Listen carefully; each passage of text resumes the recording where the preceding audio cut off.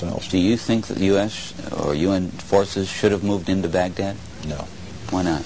Because if we'd gone to Baghdad, we would have been all alone. There wouldn't have been anybody else with us. It would have been a U.S. occupation of Iraq. None of the Arab forces that were willing to fight with us in Kuwait were willing to invade Iraq.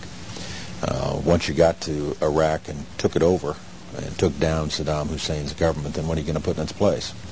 That's a very volatile part of the world, and if you take down the central government in Iraq, you can easily end up seeing pieces of Iraq fly off.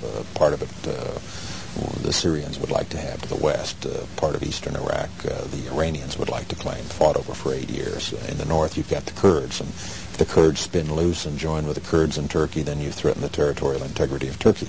It's a quagmire if you go that far and try to take over Iraq. The other thing was casualties.